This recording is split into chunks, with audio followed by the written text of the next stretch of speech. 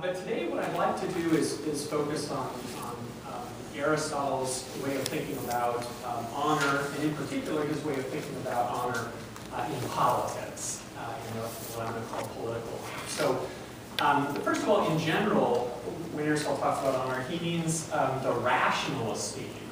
So it has to be esteem that's based in reason, based on your value to your community, and then honor is the expression, is the reward you get as the result of earning that rational esteem.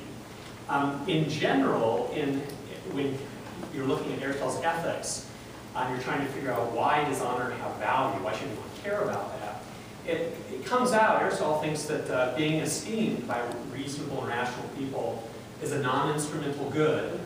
It's valuable for your soul, and it brings a distinctive kind of pleasure just in its own right. And it's really striking that Aristotle thinks that among the external goods, the goods that are outside of your soul, including health, having friends, he calls honor the highest, the most important external good. So it's a rather striking claim.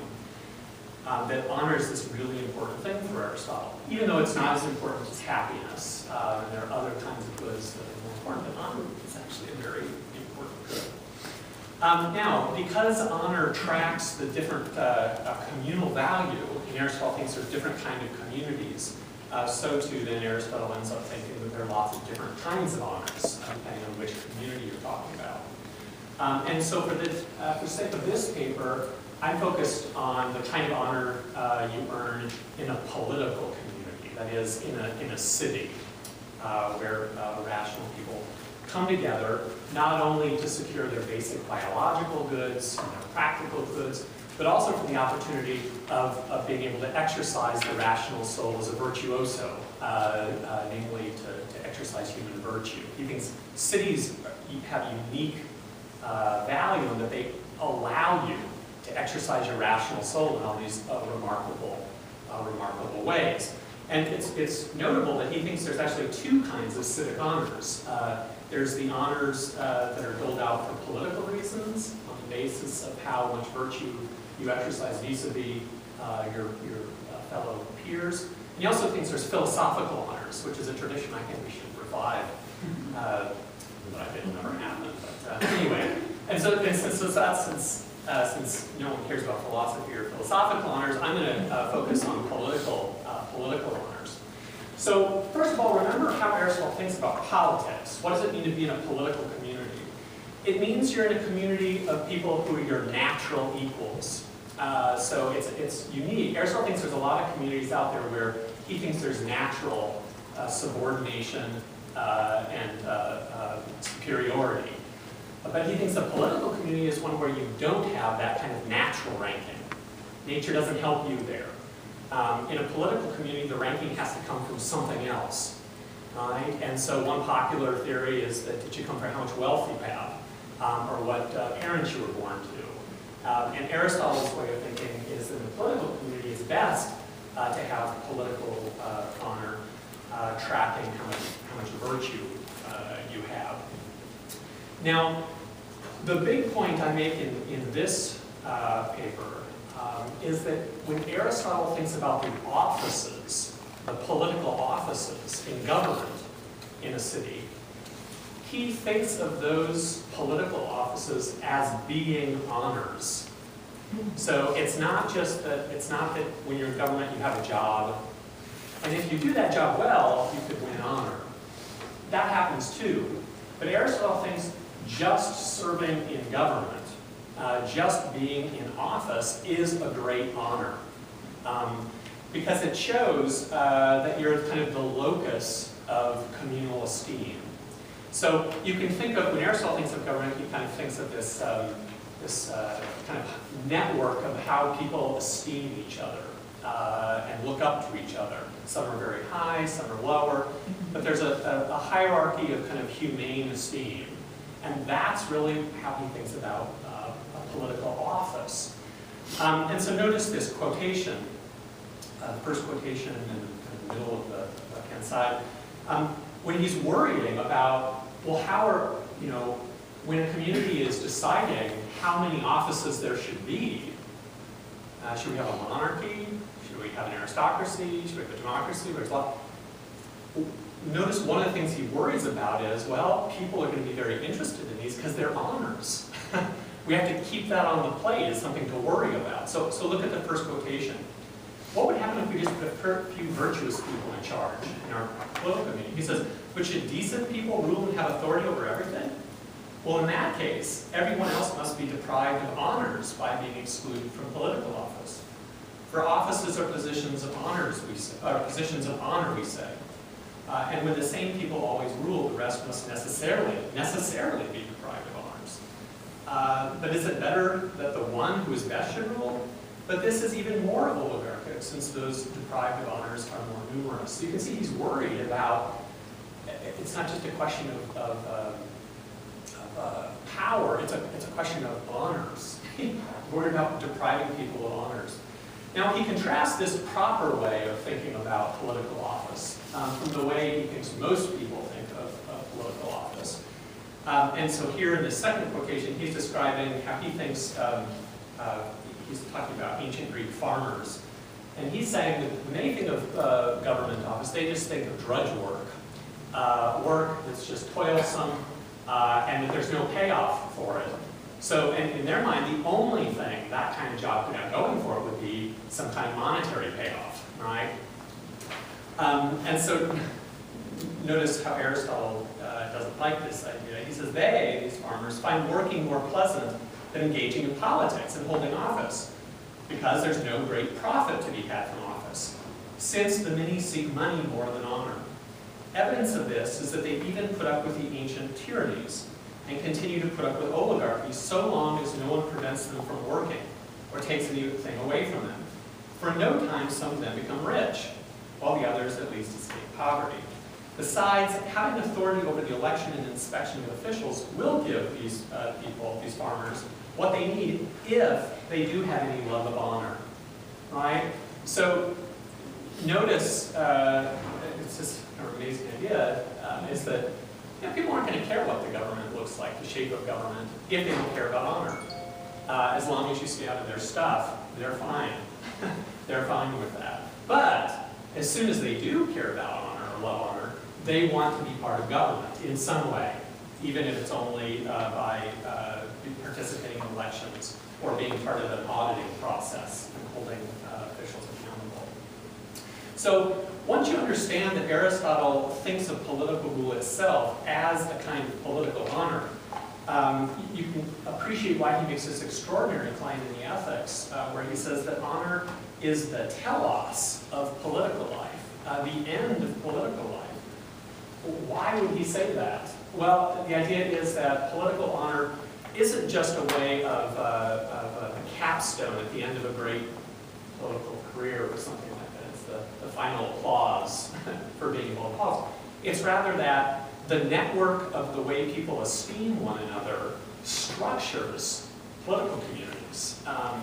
It's the way political honors are laid out and distributed that actually ends up explaining different political orders. So anyway, in summary, just to this Aristotelian part of my paper, you can see that political honor isn't just a patina of goodwill that one receives as a prize after the fact for a job well done. That honor would be kind of a meta honor, and it's distinguishable from honor one receives simply as a participant in a network of esteem that structures the political life of people who are naturally equal to one another. All right. Now, so that's the way I open up the paper. In part 2 of my paper, I then ask, when we turn to liberal political theory, is there anywhere in liberal political theory, if you think of it as a jigsaw puzzle, and you think of Aristotelian political honor as this piece of the jigsaw puzzle, is there anywhere we could fit the Aristotelian political honor into the puzzle? Can we find a conceptual home for it? Where you'd say, I want to understand political honor. Okay, I need to turn and look to liberal theory to understand this. Is there a way of doing that? And my basic answer is, I don't rule it out. I don't think it's impossible. I just, my paper says I can't figure out a way to with yet. I can't figure out a way to do this easily. It seems to be some natural conceptual obstacles to doing this. So let me go through a few of those here. So the first one is, you might think it's easy to incorporate political honor into liberalism in just this way. You say, look, liberalism tells you what justice is. We will give honor to those who implement justice. Right? The more you're a justice implementer, the more rational esteem you should receive. There we go. All right, it fits right into the theory, no problem. And maybe there is a kind of a liberal honor that would be just that. That's fine. But it wouldn't be that Aristotelian political honor that he's talking about, because he thinks that political honor is something that involves ranking and superiority. And moreover, he thinks that an honor seeker is someone who wants to be just, but that's just a necessary condition. It's not sufficient. Rendering justice isn't enough. You've got to do more than that to win honor. And there's a quotation there I put from the Politics Book 7, where Aristotle's explicitly saying that rendering justice is definitely an act of virtue, but it's what we call a qualified use of virtue. It's something you have to do, but it's not the kind of way you could, aspire to the highest kind of life. As he says, on the other hand, just actions that aim at honors and prosperity are unqualifiedly noblest. So the idea here is just that for Aristotle, honor is more than just the scutcheon of justice. It amounts to something more than that. So we need to look elsewhere. So here's the next. So that's the first way it doesn't fit into the puzzle. Here's another reason to maybe think we couldn't find a place for Aristotelian political honor in liberal theory, which is look at the value that liberalism picks as its default priority value, liberty, right? There are other competing conceptions of political philosophy that say, well, yeah, liberty is important, but I would put the most important value as maybe non-domination or community, or something else deserves that. Something besides liberty deserves that top spot. But liberalism is defined, I think, by its prioritizing freedom rather than some other value. And the idea here is, the natural worry is, gosh, if you prioritize freedom, isn't that going to lead to people ignoring things like honor and political honor? And in the same way that socialists, right, have always worried that, gosh, if you prioritize freedom, will society really be able to honor equality in any robust way? Won't the protection of freedom necessarily mean that there's no way for people genuinely to be equal to one another? Some people are going to come in on top, some people are not, some people are going to be rich, and some people will be poor. But famously, the way liberalism has done a great job of accommodating that socialist worry, right, is to say, we can have equality and liberty too, in the following way. No one can truly be free if you're desperately poor, right? No one can exercise freedom in a meaningful way if you don't have any resources. So the way liberalism has accommodated that kind of egalitarian or socialist worry is just to say, having property is an enabling good, right, that everyone should have to some degree, so that they can turn around and be free. So liberty still ends up being the default priority value. It's still the most important thing in our political system. And now equality comes in and just helps in a robust way. So one strategy you might think is, well, could we bring political honor in like that? We could say that someone has to have political honor so that they can turn around and exercise freedom in a meaningful way. Would that strategy work? And my basic fear there is that no, it wouldn't, because you turn your political philosophy into a kind of republicanism. If you say that having political honor is a necessary condition to leading a free life, and political honor means serving in political office, you're basically espousing a kind of political philosophy that says that the only free people are ones who are serving in government. And there are political philosophies that bite that bullet and say, yes, I believe that's true, but it isn't liberalism that's going to do that. So I don't think that's going to be a good strategy. So how about this? Again, inspired by Rawls, what about if we use kind of a difference principle? In the same way that Rawls says it's okay if you have a society with unequal amounts of wealth, because allowing unequal amounts of wealth actually helps people who are the worst off, right? That's the reason we allow differences of wealth inequality, is because it actually helps people who are on the very bottom. And that in turn, right, allows them to be free. So again, freedom ends up being the most important thing. And we're going to allow differences in wealth into our society only to the extent that it'll help people who are the worst off. And again, so could we bring political honor in that way? And argue something like, we need political honor in our society, we need inequalities in who esteems whom, to the extent that it helps those who are the worst off. And insofar as we do that, we'll be helping them to be free. We need government hierarchies, because that will help the people at the bottom achieve the freedom that everyone should deserve. And my basic worry about that kind of strategy is that, first of all, it just seems cheap. Just because a liberal embraces the difference principle in wealth inequalities, that's not really a way of liberalism as such, bringing in a theory of how we should have wealth inequalities, or how inequalities in wealth should be distributed, or how we should have an economic theory that could explain how differences in wealth could help. That's a way of showing how liberalism can live with economics. It's not a way of bringing economic thought into the theory of liberalism. And so my point here is, this kind of strategy would show how liberalism can live with theories of hierarchy of honor, but it's not really a strategy for bringing inequality in political honor into the theory of liberalism itself. It's just a way of showing that they could live together in the same person.